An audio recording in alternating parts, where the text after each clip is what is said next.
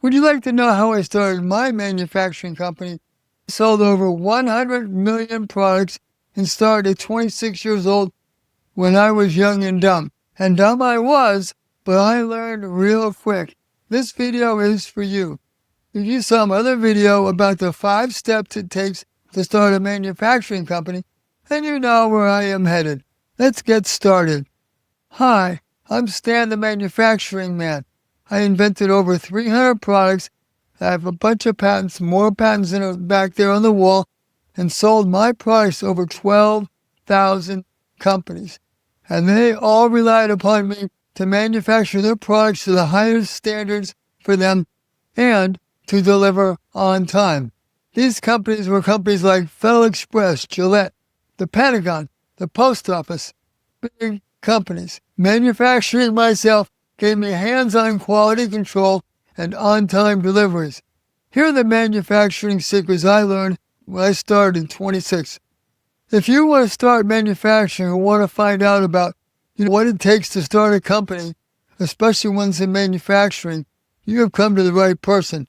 Many people have asked me how I started, invented, and also manufactured. This is the first time, and I'm going to pull back the curtains and reveal some confidential information. Now, if you want something that's really in detail, it's going to be a much longer video. I have that as well. So this is going to be a relatively short video where I don't get into all the nitty-gritty involved, but it'll be a great overview. It's just the start. It's not all-inclusive, so I want to keep this video short because there are 1,000 things that you need to do as a startup. Remember, I want my past to help your future. Here we go. Research the heck out of everything. You're going to need to do it. What problem are you solving? You need to solve a problem. Replace the product that's out there, or if something is brand new, there's a problem, and people are scratching their heads. They don't know what to do. My product actually solved a problem where one guy was taking a switchblade and sticking it into a card reader to clean the reader head. A switchblade, are you kidding me? And who pays for your solution? You need to know who's going to pay. How much will they pay for your solution? How much pain are they experiencing? How much of a problem, meaning how much does it cost them to have that problem? That can influence your pricing. And if you're like me, I invented a product that there weren't any competitors, didn't have any competition. The hardest thing about doing that, besides creating the market, which after a little while I figured out, pricing it. I had no pricing model. I didn't have anything to compare it against. That took me a long time. Fortunately, I overcame that. I'll probably go into that in the other more detailed video. So these are questions that you need to answer in 30 seconds. And I would not tell a soul because if it's good, somebody will steal it, believe me. If I had a girlfriend when I was inventing things, they would have thought it was a stupid idea, so I didn't even want to tell them. Eventually, I would tell them because I didn't want their valuable insight. Do not post anything, please. Do not say, oh, I'm working on this project or this new product. Somebody else might see it, and then you have a competitor. You're creating your own worst nemesis. Believe me, people will steal for a good idea, and I had a number of them, more than you can count on one hand, who stole my idea. I've been there, I've done that. So you need to keep it on the QT. Only advertise where your clients are, no other places. Now, just in case some of you are wondering, what it was that I invented this cleaning card here. It's used to clean everywhere you use your credit card. So thank you for using your credit card. It helped support me. In addition, wherever you use money, I figured out the code for money. So I made a dollar bill reader cleaning card for Coke machines, vending machines, things like that. And I'm also the guy that invented colored floppy diskettes. When every diskette in the world was black, I came out with red, and actually Fuji was my first customer. So that gives you a little bit of background. Now, you're going to be excited for a long time. Do not let your excitement cloud your judgment. It's very easy to do. It happened to me, and that's why I'm mentioning it to you. because you're going to be excited for a very long time, and that's good. That's good energy. Now, it might take you a little bit of time to know that your idea will actually work. If you believe in it, don't worry about it. You should test it first. I hope you do. And do not bet the farm. I have bet the farm more times, and I've lost almost as many times. Only a few times did I succeed. I would also recommend that you set a time and a budget. Don't just keep on throwing money at something and say next week, next year, whatever. Set a timeline. It could be a soft target, but then you're really going to need to have a hard time frame where you go, hey, I've done this. It's not working out. I'm going to invent something or go do something else. And I'll tell you what, you're also going to grow in ways that you cannot imagine. I couldn't even sit here and tell you all the ways that I grew by getting into business, manufacturing, talking to other people, smart people, CEOs from other large companies, Fortune 500 companies, and they all wanted to give this young buck at the time, they all wanted to give me advice. Hey, Stan, I saw an opportunity over there for you. Or, hey, Stan, if you change this or you change that, it might help you. It might make you more successful. So I was always listening. I think what happens is the older you get, the worse your hearing gets, and then you think, oh, I know it all because I've been there, done that. Now, when other people offer you suggestions, smile, don't say anything, listen, all right, and then thank them. Do not diminish them, be condescending or holier than thou. Oh, I've been doing this for 10, 15, 20 years, but thank you. You know what I mean? No, that's not good. Just say, I appreciate your input. Let me take a look at that. That's a very interesting idea, a very interesting concept. Maybe I can get back to you on that. Say something that encourages them, because they might go away and then think of something else, but they don't want to call you because you chewed them out or you cut them off or were condescending. Wouldn't it be great if you had 5 or 10 other people that were out there looking for you? They see an opportunity for you in a field or industry you did not know of, and they call you up, hey, Stan, you know, your product can be used over here. Oh, I hadn't even thought about that. And believe me, that's happened to me. Now remember something too. You're going to be working with CEOs, attorneys, CPAs, and other very smart people. Enjoy their company and learn from them. Ask them generic questions such as, how they started, about their background, maybe their family, so they feel you care about them. One thing I can tell you about business is maybe 10, maybe 20% of the business relationship. It then becomes a matter of you and them talking about generic things. I can tell you, my biggest customers, we'd sit around and we'd talk. Eventually we go, yeah, we better get business done. It's 10 to 20% of the conversation. I flew to Boston to see a very large company. If you're in Boston, you know who these people are. We're talking about the Red Sox or this or that, about Faneuil Hall, what's at the wharf, restaurants. And then we go, yeah, here you go, Stan, here's your purchase order number. That only took 2 hours. Another company I saw, we're at the dinner. The guy gives me a huge order between bites of his, we were at a real German restaurant. I don't know what it was he was eating. But anyway, between bites of the sandwich, he says, oh yes, Stan, let's say his name is John. Use verbal John. And by the way, I'm going to cut you a check for $10,000 before you leave. Okay, great. Now it's probably $40,000 or $50,000 in today's money. It's a long time ago. I'd like to be on board a flight with a nice $30,000, $40,000, $50,000 in your pocket. Not a bad little flight. Of course, it was a 6-hour flight. Anyway, this is going to endear you to them. You want as many customers that are friends. I had one person that was a friend of mine. After we worked together, he waited on the phone to speak with me for 90 minutes. I kid you not. 90 minutes the man waited on the phone to talk to me. That's commitment. He also became a friend. Now, when you first get going, you might think, oh no, I don't know what I'm doing. You might have a case of imposter syndrome. Do you think I did?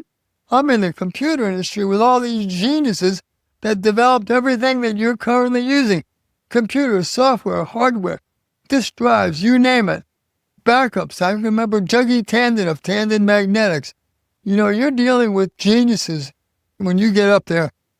So of course they're going to have more. They're going to know more. They have more experience. That's okay. And that's why you don't want to be holier than thou. You want to be like on the money with them. You want to be very nice, open. Thank you. Smile. If you don't know something, you smile. People will think you do know it because you are smiling. So believe me, I have been there. Don't worry about it. You'll learn over time. It doesn't mean that, you sit back and you don't read and digest everything that you can in your industry. Get all the trade publications you can. And if you're a coach and you're, let's say, in the computer industry, as an example, you get every computer magazine, you get every industry journal you can, you read everything. So you know who the movers and shakers are. So they say in the company, oh, you mean John, or how do you even know the name of the CEO of that company? When I started, I read Forbes every weekend. I knew most of the names of every Fortune 500 company CEO there was, almost all of them. And why? Because I admitted I was young and dumb, okay? I was really young and dumb. So I wanted to learn as much as I could so people would have respect for me. And when they gave me an order, they trusted me. It got to the point where these big companies like Kodak, Gillette, etc., when they gave me a purchase order, if I didn't deliver good products, especially with Kodak with their colors, they could have been fired. And that happened again and again. So you better believe that I want to make sure I deliver great products on time. They put basically their job, as I understand it, they put their job on the line because they believed in me. Now, when you have a product, let your product speak for itself. You don't have to go in there and espouse, oh, this is great, it'll do that. People will see that, okay? They will know it's their problem they're trying to solve, not you trying to figure out what their problem is. Just introduce them to the product. I would also recommend you go to every trade show in your industry. You want to be knowledgeable. Plus, you want to be seen. And one thing about going to a trade show is everybody's at their booth. You know where they are. It's like shooting fish in a barrel. Or is it like fishing shooting? Anyway, it's like fish in a barrel. You know where they are. You can go and you can talk to all of them. Even if they're busy, just a slight nod and a wave, and they know who you are. And if you don't have a chance to talk to them at the show, you might get a phone call after the show. Hey, Stan, I want to talk to you at the show. I know I was really busy. I'm sorry, but I wanted to get you that order. Great. That's what you're looking for. And oh, by the way, if you get any value out of this video, please subscribe, share, hit the notification bell. All right, because that will help the channel greatly. I really appreciate it. Now, when you're talking to people, make friends and ask what they do. Let them talk and learn. Let them introduce you to their friends, especially if you get to go out to dinner, which I've done on many occasions. One time I went out to dinner. This was a power dinner with these other 13 or 14 executives. And a lot of them are CEOs, executive vice presidents. And I look around and I realize every single one of them is a customer who's going to end up paying for that dinner. And oh, by the way, when you're in that status like they are, they order this, they order that, they're having a bottle of wine. Like, you look around and there's 8 bottles of wine on the table. All right, and they all love dessert. And boy, do they love dessert. And I'm the one who's going to pay. Thank goodness I was armed and prepared. One last thing. I was in the learning phase for at least 10 years. Don't think that, oh, I've been doing this for 5, 6, 7 years. 10 years. As a matter of fact, with me, even 20 years. I'm the only one in the world. I have all the patents. I'm manufacturing for 10,000 companies at that time. I was still learning. And I do this 7 days a week. I'm still learning. And one time I got on my high horse. I said, oh, I've identified every company that can use my products. The very next morning, I kid you not, I come in. It wasn't even 9:30 in the morning.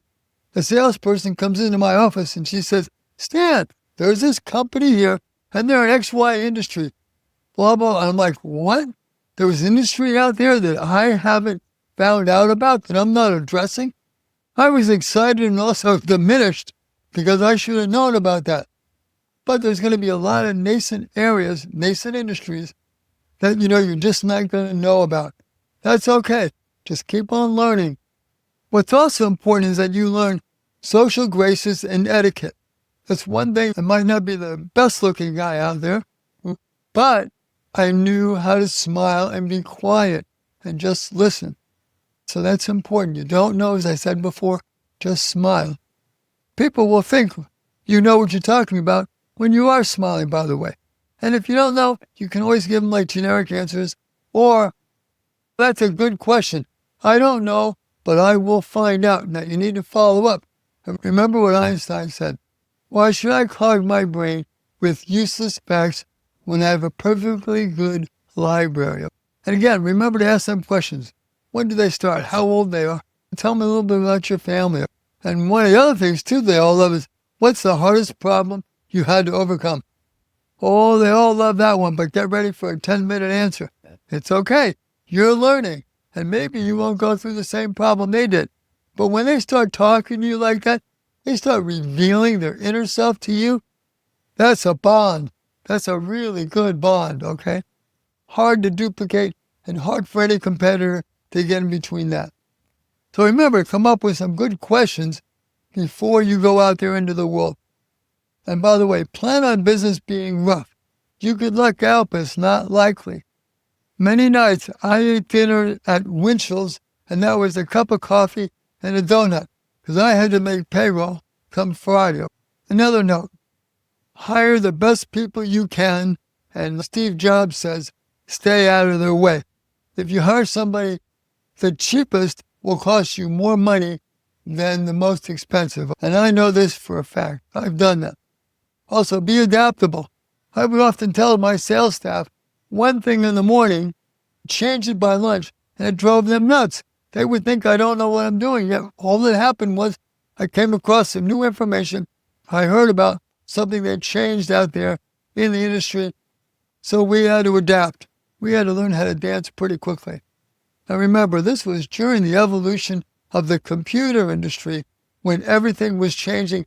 New products were introduced pretty much every single day. And the reason why I say that is there was one company called Osborne Computer, a $100 million company, and he went out of business. Mr. Osborne went out of business overnight. Here today, gone tomorrow. It struck the computer industry to the core. Another thing, make sure your credit is as good as you can get it before you start. If you can get a loan, get it. You can never have enough cash on hand, believe me. And if you need a personal item, like a reliable car, I recommend you buy it. Because once you start, good luck getting a loan. Banks don't like people that aren't gainfully employed. So again, research magazines, trade shows, associations in your industry. Take a look at my marketing video where I go into more depth about that. It's very creative. Remember, I had to learn every possible tip and trick in the book to sell my cleaning cards. Every single one of them. And by the way, I mentioned Cal Worthington earlier. Did you have a chance to look him up on YouTube? You'll see why I think he was the best out there. Although Tom Cruise is now duplicating some of Cal Worthington's marketing. And by the way, make time for your friends and family. I'm going to say something here that you might consider as a little strange. Sometimes it's better to be number 2 in an industry than number 1, because number 1 is paranoid like Bill Gates was when he's getting his deposition taken by the federal government. And if you're number 1, you're always working. Number 2, you know you're number 2. All right, you can focus on following number 1's wake. Number 1 has to do all the inventing, all the late nights. You will benefit by not having to do all those late nights. You can see what number 1 is up to, who's really making the path for you to follow. Sometimes it's better to be number 2. With me, I happen to be the one and only, so I was number 1, and I didn't have anybody following me. So I had to chart my own course. Remember, in the end, it is about living your life.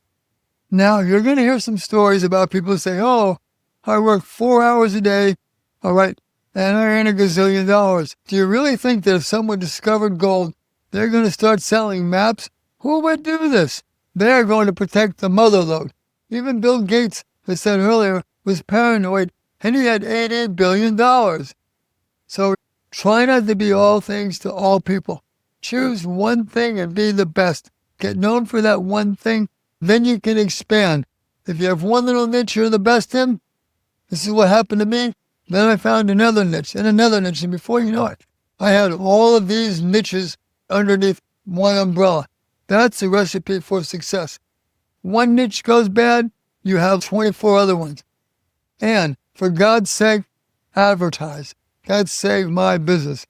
Because I had a bunch of people working for me, and I realized I need 1,000 more to contact everyone, that might have had a credit card reader.